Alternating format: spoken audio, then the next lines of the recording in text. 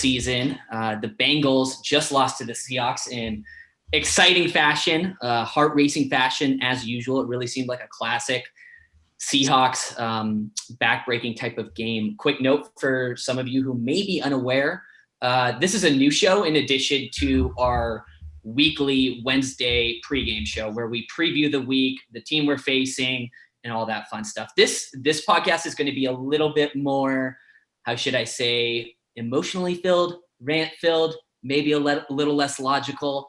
Either way, we're super excited to be doing this every week post game. It'll typically be like 5 to 15 minutes after the game concludes.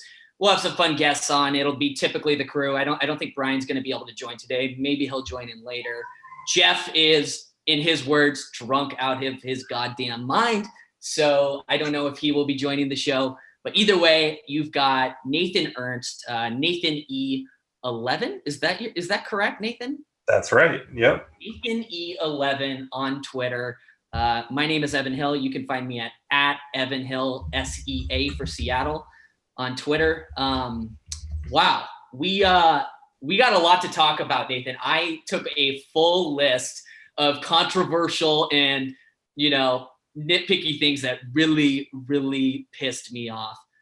Thankfully, at the end of the day, a dub is a dub, and we leave this week with a win. However, there are some injuries that we'll cover later in the show that are a little bit, concerning moving into next week.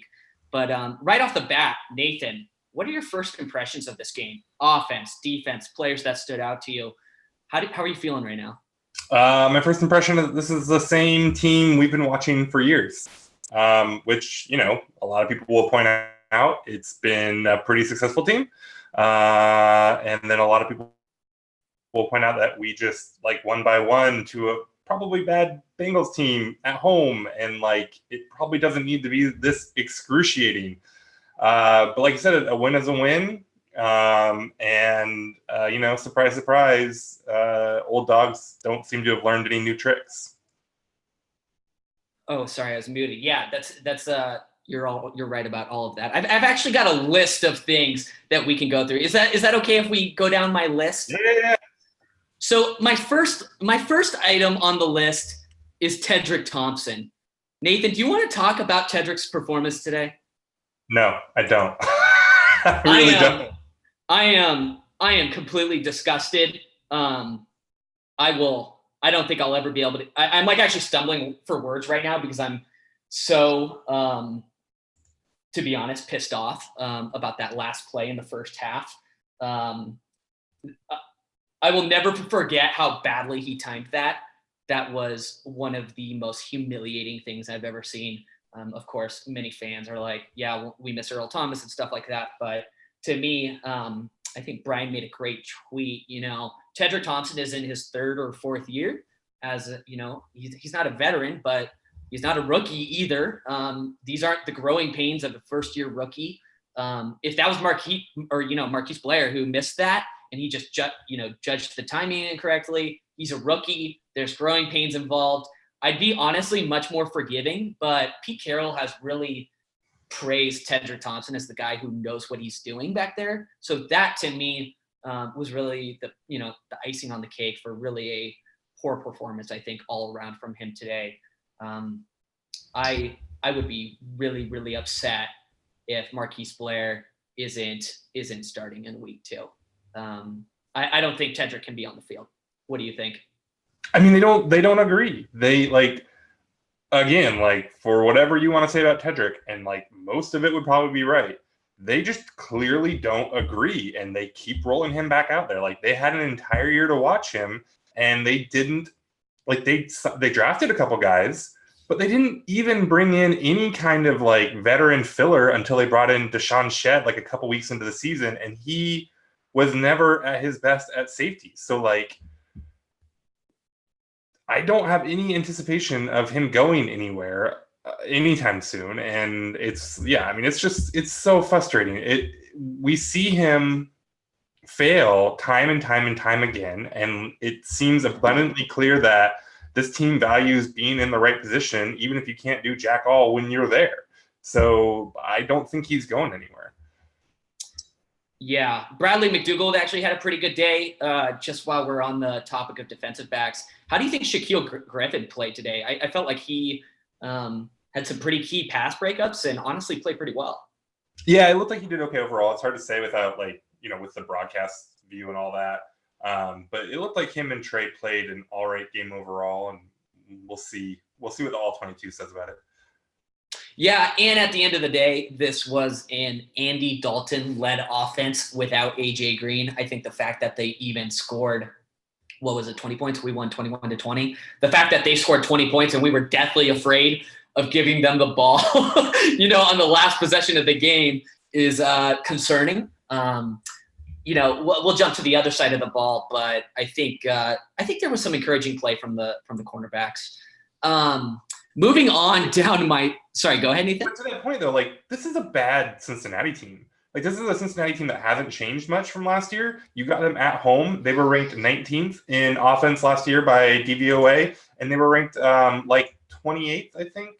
Fact checking real quick. Yep, 28th on defense, and you scored 21 points to get them and gave up a buttload of sacks. It was, yeah. Speaking of sacks, how about Quentin Jefferson today? He's good. A lot of priors for me were confirmed today. He's sneakily good for a while, and he had a coming out party today. That was really fun to watch. He balled out. He was really good. What do you have? Was it 2 or 3 sacks in what it felt like a million, pass blocks? Yeah, he had an impressive day. One pass breakup and a bunch of pressures. It felt like he was just you heard his name all game long.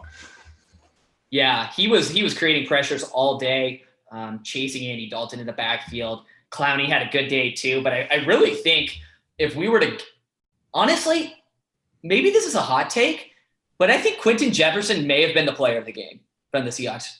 Oh, I don't think it's a hot take at all. Yeah, he had some.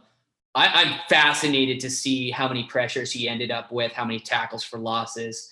He was a stud today, and especially with Ansah being out, Jaron Reed being suspended the first 6 games, to be able to rely on Quentin Jefferson on that defensive line is massive. So, if I did 3 names that I'm thinking of, when you say player of the game or whatever, Q Jeff is one, Clowney.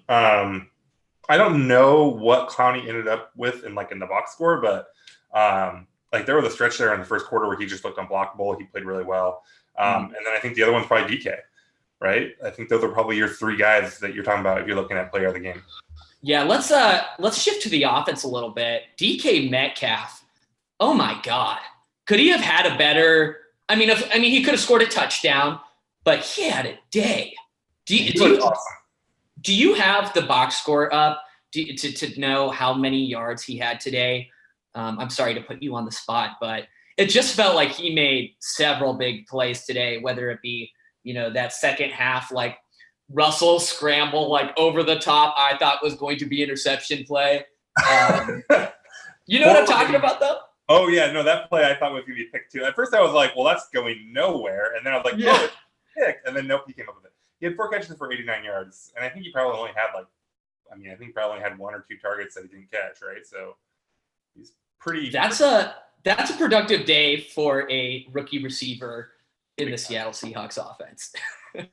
Any offense. Yeah. Tyler Lockett obviously had the big touchdown. I think a couple other receptions, but honestly, it seemed like, and maybe I'm off here, but it seems like they didn't target him till the 3rd or 4th quarter, which was pretty shocking. Am I wrong on that? No, I think. Well, I don't know if that was his first target, but that was his only catch. All right, so off the top of your head, who was the leading target getter for Seattle? Do you think? Leading receipt. Are we including running backs? Yeah, just everybody. I want to say Chris Carson. Yeah, Carson had 7 targets and 6 catches. DK had 6 targets and 4 catches. Yeah.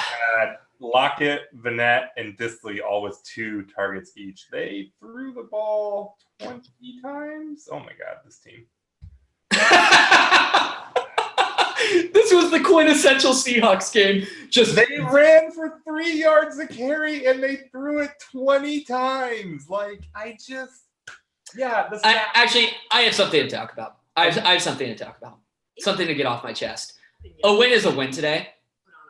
But this offense is fucking pathetic. They are fucking pathetic. And it falls on Brian Schottenheimer. They had multiple opportunities in the fourth quarter, which could have been, game solidifying drives. First down, right up the gut, Rashad Penny. Second down, right up the gut, Rashad Penny. Give up on third down. What the hell? What the hell? Remember, you know what drove me mad was when Lockett dropped. Okay, so Lockett made a drop, felt like the first drop in his history as a Seahawk, basically. Made that bad drop down the right sideline. You know what they did? Fucking second down, run on 2nd and 10. Right up the gut. They gave up. They said, we're losers and we're quitting. We're hoping our defense bails us out. That was pathetic to me. When you consider how bad the defense was today, honestly, there should have been more points on the board by the Bengals. There were 2 drives where they got super deep into, Seattle Seahawks territory and came away with, a missed field goal. So 3 points right there. So a minimum of 23 points. And then the interception fumble, fat man fumble, interception, whatever it was. I'm really concerned about this offense. I mean, if this is how they're going to be, this wasn't like Russell Wilson was, making bad throws. Sure, quarterbacks miss throws. This was a mentality thing. They gave up, not just in the fourth quarter, but multiple times throughout the game, running on 2nd and 20, giving up on 3rd and 15. It's infuriating to me. I couldn't handle it. Yeah, I mean, they had some pretty spectacular moments. They opened the second half. What was it? 1 play fumble. And then next drive was 3 plays, -5 yards, punt. And then the next drive was 3 plays, -5 yards, punt. And that's coming out of halftime. Yeah, I think at one point they had the touchdown drive early in the game, but they had 4 of their first 5 drives went for I think 5 yards. They had a couple times where they just kind of exploded with some big plays, and they largely looked like ass the rest of the time. Chris Carson had a pretty damn good run, though, I think, on that final drive. Well, I guess it wasn't the final drive because we gave it up, but Chris Carson looked good today. That was actually one of the things I noted on my bullet points was why the fuck did Rashad Penny get so many carries today? I do have a hot take on that 3rd and 1 that he converted. Talk to me. Everybody immediately started the running back matters stuff. He wasn't touched until about 2 yards past the first down marker. All Chris Carson did on that run, I mean, he ended up breaking some tackles in it with a 21-yard gain. So, good job. Great. That's nice. But he immediately ran into a blocker and then was able to slide over to find the hole, a big hole, and did not encounter a defender until 2 yards past the line of scrimmage. Chris Carson, kind of almost blew that run. He ended up picking up a bunch of yards, and that was great. But, it was not that impressive. I don't know if that's what you want to hang your hat on for running backs matter. Fair enough. And just a real quick note for everybody listening to the podcast. If you're in the YouTube chat, feel free to ask questions. I think we'll do some Q&A on the end. It sounds like Brian Nemhauser might be joining later, so feel free to answer whatever, ask whatever questions you might have about the game, and we'll try to get to them. I'll keep an eye on the chat for you guys. But you're right, Nathan. Carson, I still don't think I still think Penny got way too many carries today. I really do. No, yeah. I mean, Carson looked pretty good on the whole. His touchdown catch was pretty nice and stuff like that. I mean, he did some good stuff. Did Penny have a carry that went beyond 4 or 5 yards? Here's the thing, though. Yeah, Penny, well, okay, he had a long of 5. I don't know what Carson's was. Well, I don't know what Carson's was before that. I mean, Carson had 15 carries for 3.1 yards per carry. Rashad Penny, what do you think his yards per carry was? Oh God, 2, 3. Okay. They were almost identical in how well, and like in terms of like the actual yardage. Like I don't know what that means in terms of success rate, and like obviously Carson looked much more impressive, and Carson caught the ball and all that. So like I'm not gonna sit here and tell you that Penny had as good a game as Carson, but the difference in terms of carries, like in just yards, it wasn't that big. That's interesting. I'll have to go back and review the tape just because I know the eye test means nothing, but Carson looked much more impressive to me. Maybe, and I own a Rashad Penny jersey. Let's be clear here. I'm rooting for the dude. Are you? I mean, explain. What do you mean? Are you rooting for him? Sometimes I wonder. Am I rooting for Rashad Penny? Yeah. Yes. I want him to do super, super well so we can trade him for great draft value. Like not really rooting for him, but it absolutely requires him to be successful. Nobody's going to give us a second round pick unless, Rashad is balling out. So, yeah, I'm rooting for Rashad Penny. Brian just texted me. It sounds like he is going to call in a second. We'll get his thoughts in the game momentarily. Just going down my list. How about that game winning fumble? What were your, I know it's kind of jumping straight to the end, but what were your thoughts on that? Because in my household, I was 100% convinced that was an incomplete pass. Maybe I'm wrong. I haven't checked the takes on Twitter or anything yet. I have no idea what the actual rule here is, so I don't really know. Who was it they had? Like, who's the guy that they have on the ref, the old ref they have on the broadcast? Whoever that guy is it Pereira that they have on CBS? I think so. Whoever it was that was getting on there and was like talking through it and was like, obviously, it looks like he has obvious control even after his arm gets hit. So I would call this an incomplete pass. That was kind of my instinct on it. But again, I don't actually know what the rule is. So yeah, I mean, they might have gotten a little lucky on that. Like they still would have had like 10 seconds to and no timeouts and all that. So I don't know how game changing it really was. But it kind of seems like that shouldn't have been a fumble. Like if the quarterback gets hit in the arm, but then can still throw a pass, that's not a fumble. Like he still had control of the ball after his arm got hit, but I don't know, whatever, I'll take it. Yeah, I was very fearful that Dalton, the Red Rocket, was going to get one more opportunity for a Hail Mary and Tedrick was going to fuck up once more. And I was very concerned about that possibility.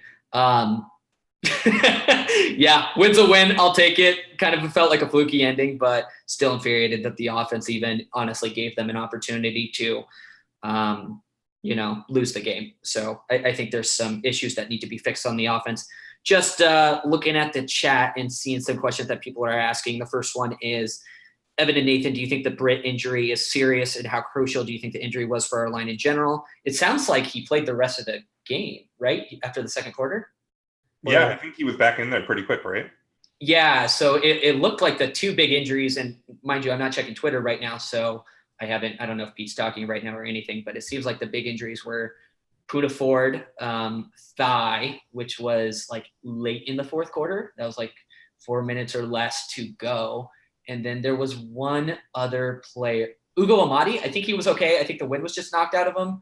All right, so speaking of Pete Carroll press conference, do you want to know Pete Carroll's reason for challenging the Trey Flowers PI flag? Is this going to hurt me?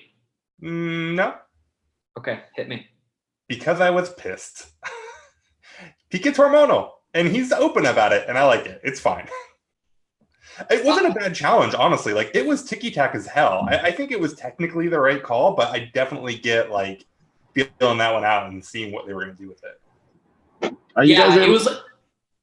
Yeah, Brian, we can hear you. How are you? Fine. You guys keep going. Just want to make sure you could hear me. Okay. Yeah, but am I missing any other big injuries? I think it was Ugo Amadi, Poona Forward, but it seems like Amadi is okay. Disley. That was it. It was the opposing. I don't think it was his past surgery knee, was it? Do you know? That's a big one to watch. Will Disley is obviously just coming back from completely blowing up his knee last year after a couple of games. So if we were to lose him, I think that would be pretty devastating to this offense. Pete Carroll has said, throughout the preseason and even into the regular season, that they just feel much more comfortable when he's out there, much more at peace when he's out there. He's a good, in terms of, the offensive style they want to play, he's a good facilitator towards that, really strong blocking skills, and can do damage in the receiving game. So Will Dissly, hope you're okay, bud. Same goes for Puna Ford, who's also, really breaking out this year. So hopefully they're both okay. Brian, are you still there? I am. Brian, we want to get your initial thoughts on the game. I am going to leave it completely open-ended to you. How are you feeling? What was it like being inside the stadium? What are your thoughts? Where are you at? Well, fool me once, fool me twice, fool me 55 times. I'm the idiot. So, how many times do we have to fall into the trap of believing the team is good enough to avoid these kind of starts? I mean, this is just not the way they start. And we can say it's a Pete Carroll thing. We can say it's a Russell Wilson thing. We can say it's a Schottenheimer thing. It doesn't even really matter at this point. They do not start well. And, I was looking back at last year's loss to the Broncos, and, I could not imagine the Seahawks offensive line and pass protection looking worse than it was today.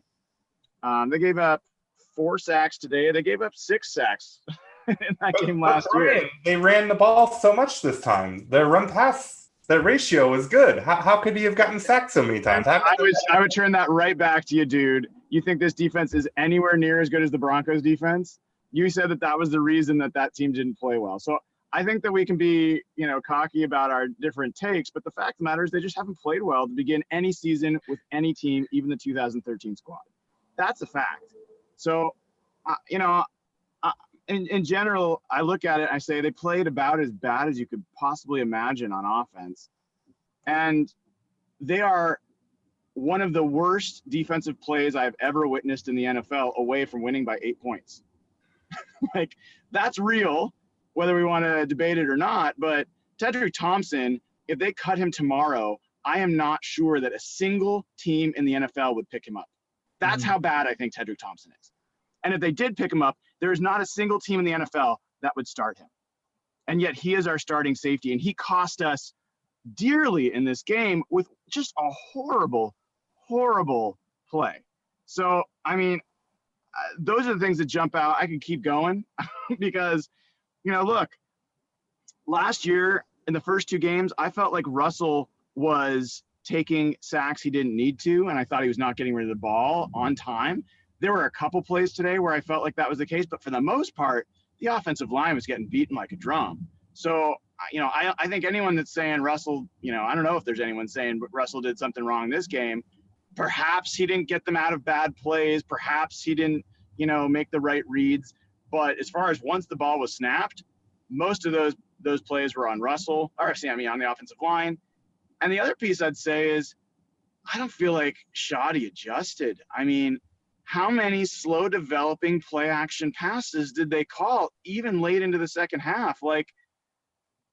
You gotta get the ball out faster than that. They were not proving that they could block for even 2 seconds, let alone 3 or 4. So, that was disappointing. I heard you guys talking about some of the pluses. Amazingly, I thought the defense looked pretty good. I know that sounds crazy. I do. Whoa. Tell us. Tell us more. They gave up the deep ball. They had that one drive where Cincinnati went 2 plays down the field, and that was bad. They had the Tedrick Thompson play, which I think is 100% Tedrick Thompson and 0% anyone else on the field. And the rest of the time, look, they ended up giving up 20 points to a team that was getting a lot of yardage. I saw the plays that were being made in the passing game were a lot of underneath things. And when it came down to it in the red zone, they held the Bengals 0 for 3 in the red zone. So, I think that was a key part of this game. I thought the tackling in general was pretty good. I thought the pass pressure, they ended up with 5 sacks.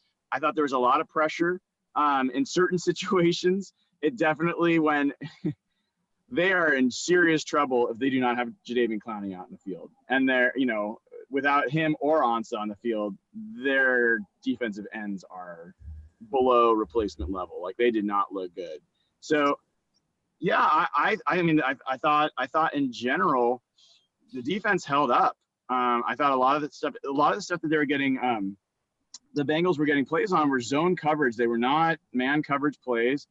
And look, guys, nobody knew what Zach Taylor was going to call in this game. This was not the Bengals offense of old. It looked very different. And it didn't look like the Rams offense, to be honest, either. It looked different. And as far as the Seahawks defensive principles go, they kept most of the plays in front of them other than the ones we just talked about. So I'm not hating on the defense given the guys that were out today nearly as much as I am just – this is supposed to be a team led by the offense. And the offense, once again, was bailed out by the defense. You didn't mention DK Metcalf, who was a lone bright point of the offense, Brian. What did you think about his start to the season? It was great. I mean, who would have ever guessed? Even the guys that thought he was going to be second in targets, I didn't hear anyone arguing that he was going to be first in targets, not even you, Evan. So to see Tyler Lockett go all the way into, like, late in the – I think into the fourth quarter with 0 targets. I think his first target was the first play of the fourth quarter. First target was and only 2 targets for the whole game. That, I think, is evidence of how defenses are going to start trying to play the Seahawks without Doug Baldwin. They're going to say, anyone else, beat us with anyone else. And thankfully, DK gave them some reason to think that he can be part of the solution. So that was exciting for sure. Yeah, I don't think it's unreasonable to say that it looks like DK can be a day one contributor. He certainly was today. And, if this offense is going to be reinvigorated and really, lead this team, he's going to be a big part of it. The one thing that did discourage me a little bit was the fact that Lockett didn't get a target till the fourth quarter. Russell targeting him in 2018 was a perfect passer rating or QBR or whatever the heck was it, or whatever the heck was it was, for the Seahawks to have a successful offense this year, they got to feed the ball to Lockett. I don't want to see Penny getting, carries on 2nd and 10. I want Lockett getting targets, and that was a point of frustration for me. Yeah, I would add about DK for a second. If I'm not mistaken, I mean, he was key to every single touchdown. So he had the long play down the left sideline, and then he had the pass interference that took it to the 1-yard line. He had the key third down catch, the loop over the middle. I think it was third down, but whatever down it was, that was key. So, I mean, he seemed to be in the middle of everything that they were doing, and that's great. That's great to see. And I think, they'll find ways to get Tyler Lockett more involved. I was disappointed not to see the tight ends more involved. But, I heard about Disley. I don't know how bad it is. Hopefully it's nothing serious, because they can ill afford to lose him for sure. Yeah, and I'm glad you mentioned that. We do have a small quote from Pete Carroll. It is sort of vague in Pete Carroll fashion, but in the words of Pete Carroll, he got hit on the knee, needs to see what it means. So I'm not sure how revealing that is, but I think it leaves room open for it potentially being bad. So we'll have to stay on top of that. But we'll have to not only keep on top of the Will Disley injury, but the Poona Ford one is, I think, even more concerning, especially with Jaron, Reed being suspended. Hopefully it's something where, like, he was just dehydrated and he's getting cramps or something like that. But we'll see. We'll definitely keep you guys posted on that. The one thing, Brian, you didn't mention was DK Metcalf's pacifier mouth guard. Why did you fail to mention this clear game highlight? I never saw it. My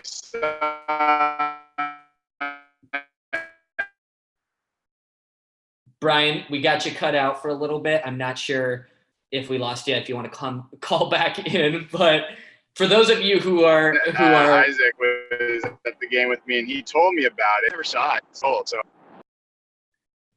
well, Brian, you're cutting out a little bit, but for everybody who's listening, and I'm not sure if you guys saw it, but I'm pretty sure it was like bright pink, wasn't it, Nathan? It was like bright baby blue with a bright pink ring on it. What a flex. You've got OBJ out here, for the Browns, flexing like a $300,000 watch, in like, I don't know if you saw that, Nathan. He was wearing like a $300K watch during the game. OBJ was like on the outside of his like jersey or whatever. Did you not see what happened to Michael Crabtree? With the chain? Yeah. He's just asking for trouble. No, he's completely asking for trouble. I think you see what happens. OBJ, their team lost by 30. And DK, he wore a baby pacifier mouth guard, and the team won. So I think that's an important lesson to take away for receivers. Nathan, am I missing? I went down my fully, list of pissed off bullet points. Do you have anything? Are you not going to talk about the refs at all? I feel like you had some refs rant stored up. I mean, can I ask you guys? I have a couple questions on that. Like, one, were you surprised that they confirmed that was a fumble at the end of the game? Like, shocking. When I saw it, it really looked like a normal, like, pretty much hand going forward with the ball. I'm just shocked that they confirmed it. Yeah, and it was really funny too because on the broadcast, they brought in Gene Steratore, I think is what somebody said in the chat, but whoever the ref analyst is, and the ref was saying the exact same thing, like, well, he hits his arm, but it looks like he maintains control, and then throws the ball, and then the ball comes out while his arm's still moving forward. So I really expect them to just call this, incomplete pass, and he was so convinced, and then they come back and they're like, play stands, game over, or the Seahawks ball or whatever. So yeah, it was pretty surprising. It seems like they might have got that one wrong. Well, and there's the other one, the neutral zone infraction on the Seahawks. That was a 3rd and 10, and I was sure from my vantage point that he never crossed into the neutral zone, and that the Bengals flinched, and it would have been 3rd and 15. And instead, it ends up being 3rd and 5. They convert that and they score. That was a weird one because so he moved and the Bengal guy flinched, which means it should be on Clowney because it looked like he caused the movement. But only then, if he gets into the neutral zone. He's allowed to move wherever he wants on his side of the line of scrimmage. I don't know if you're allowed to flinch forward like that, but yeah, I mean, he didn't get into the neutral zone, so maybe you're right there. But then they let the play go, it seemed like. So I thought that was a big turning point. And then the other one was that freaking play by Cody Barton running into the punter for 5 yards. And that ends up being a turnover, essentially. And Bengals got 3 points out of that they wouldn't have had. And even at the end of the game, how is that not running into the kicker when Dixon was punting? Because he actually held up on that one. They showed the replay on that one. He held up, and then Dixon tripped over a blocker who was behind him. So that was a good call. That was a good call on the rest. They did a good job on that one. And then you mentioned the Flowers one, which... Yeah. I mean, I thought in real time, the angle I had, he got there early and his hand was on his back, but it was... It was a really, really ticky-tacky call. I'm glad Pete challenged it, but I wasn't surprised they upheld it, by the letter of the law. I thought that was a great play by Trey. Yeah. How do you guys think Ugo Amadi played today? I have a feeling he did not play well. I think he's part of the zone coverage issues. I thought Shaquille Griffin had one of his best games. I'm sure there were some things that he did that we'll find out in zone coverage or other that were bad, but his 2 pass breakups were great. The one that he came off his coverage and onto the slot player to knock it away was huge. And then they ended up getting a 4th down stop. And if he hadn't made that play, Seahawks really could have lost. And even in the play that they let keep going and he knocked away, he ran step for step with John Ross and knocked it away. I mean, those are really good, encouraging signs, regardless of, what else we might find. I don't know what your thoughts were, Nathan. Yeah, I mean, you probably have a better view on this than me for both Ugo and Shaq because you were there. But from what I could tell on the broadcast, it looked like he played well. I mean, I feel like there was – I seem to remember 1 or 2 plays that maybe weren't great. And then, John Ross was just running wild for most of the game, so who knows how much of that was on Shaq or, any of the other guys. But, yeah, it looked like he was real sticky for the most part. I I mean, assume. what about the Bengals though, guys? I mean, do we think this is going to be one of those week one things where it's like, yeah, they just screwed with us and they're going to fall back to being really crappy?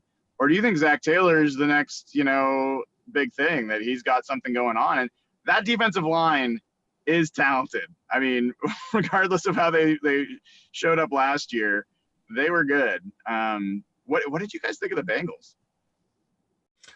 Yeah, I mean, I think Dalton is going to be a pretty big limiter to that team. Like at the end of the game, and on the fumble, that fumble happens because he like tucks the ball and starts to run, and it's just like, dude, you just got to throw the ball. Like you got to get it out. And the play before that, he did the exact same thing, and nearly the same thing happened. He ended up completing it for like 6 yards.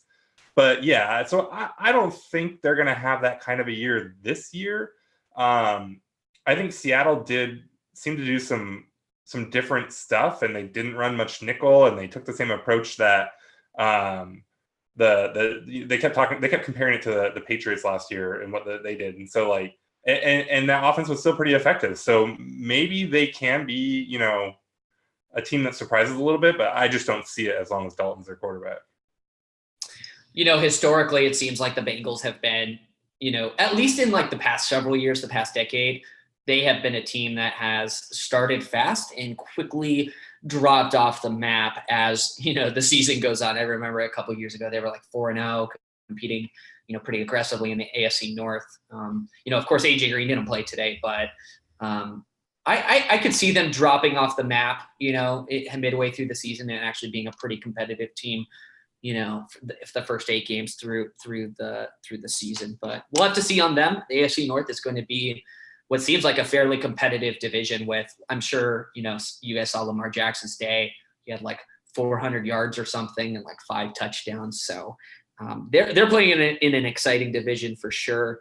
One question that came up, Nathan, and I'll ask you this. Do you think Ugo Amadi is the starting nickel corner next week? No. Assuming he is healthy. So let's take the injury question, out of the equation. No, I mean, again, like they kept comparing it on the broadcast to what New England did last year. So maybe there's some special reason that they didn't run nickel very much, but they tried to keep 3 linebackers on the field as much as possible today. And so maybe that's just a Cincinnati thing. But also maybe that says something about Ugo. And I mean, Perry was inactive today. He's newly acquired, so I don't know how much that means. But, without having watched the All-22 and all that, no, I don't feel like Ugo's going to necessarily take that job. Why do you feel that way? Because you and Brian seemed really down on Ugo, and it didn't seem like he was the cause. I mean, yes, we'll have to go back and look at the tape, but I didn't see any major glaring issues from him today. Am I missing something? I'm not down on him I mean, without the coach's film, it's really hard to say how well he did. But if you're just reading the tea leaves and you're looking at how they decided to play defense, and Brian was there, so maybe he saw more. But yeah, so if you just kind of read the tea leaves, I mean, I don't remember Ugo doing much. I don't remember him messing anything up, which is good, but he also wasn't out there making plays or anything. So I don't think there's any indication from today that makes you think that. And then they went and traded for Perry Nickerson. So obviously they don't love their nickel situation. Maybe they're just getting depth. I don't know. I wouldn't stake anything on saying Ugo's just going to take this job. I don't know what he did today that would make me more confident in that. Shifting back to the offensive side of the ball, one player I actually am not a huge fan of, but was shocked to see didn't get any snaps with CJ Procise. Did that shock you at all? Not the way this game went, no. Even with the running back targets, screens, dump offs they were doing? I mean, I think Chris Carson's the best back. And, I think so Penny only got 6 touches outside of Chris Carson. And so if you are only giving, if you only have 6 touches outside of Carson, then, no, I think that makes sense. Yeah, I think heading into next week, especially against the Steelers with, Devin Bush, TJ Watt, some good players on their defensive line, our offensive line is going to have to play better. Russell Wilson, there were several series where he got I think there was one series for sure where he got sacked back to back. It was either the third or fourth quarter.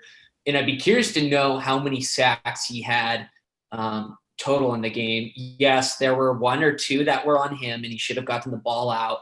But pass pro was weak today. And Brian mentioned that, the Bengals defensive line, their interior rush is really strong. Geno Atkins, they've got some pieces there. But the Steelers do too.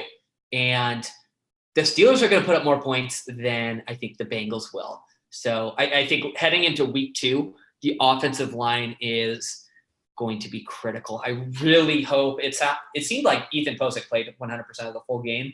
So I'm hoping that Mike Uwapati, I don't know how to say his last name. I think it's Iupati. Yeah. The offensive line players that have names that start with I or whatever, or cause for concern. But, Posick actually had a pretty good play. I'm not sure if you saw it on the TV when they were like breaking it down on the Chris Carson run.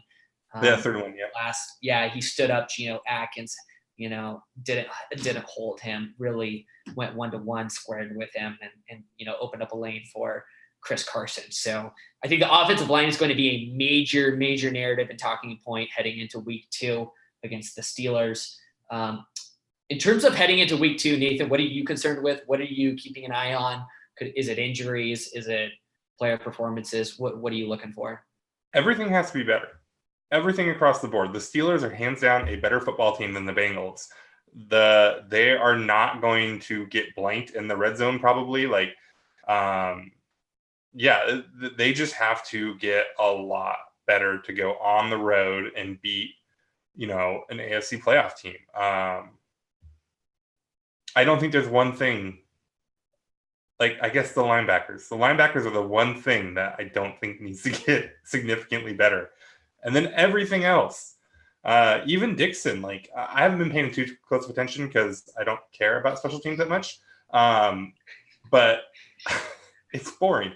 Michael Dixon kicking punts is boring. I don't know. People keep telling me he's not doing a very good job all of a sudden. So I don't know what the actual numbers say. I don't know how bad he's doing, but people seem to be disappointed in Dixon, so he can apparently do better. You know who played really well today and didn't cause any issues? Are you going to seriously take a victory lap because he made 3 extra points? I'm sorry, Blair Walsh or fucking Sebastian whatever Wowski his name is would have absolutely missed one of those 3. Jason Myers has started off his season 100 for 100. He is 100%. He has not missed a single kick. He has not kicked a single field goal.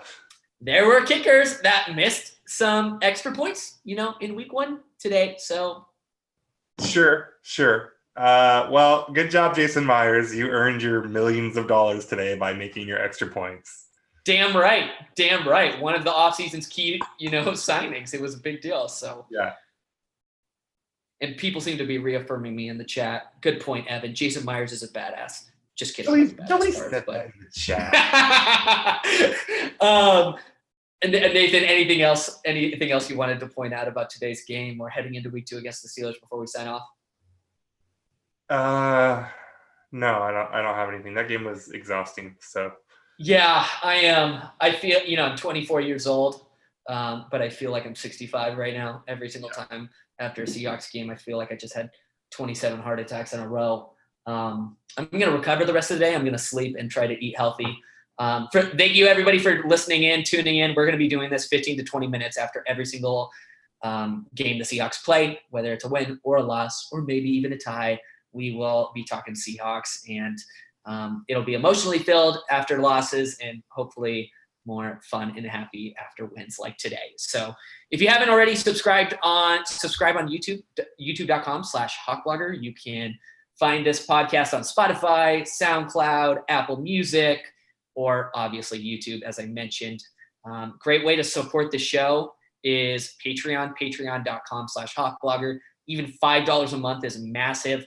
We have show costs, things of our own expenses to keep things going, to keep creating great content for you guys. So please consider supporting us on patreon.com/hawkblogger. We would be eternally grateful.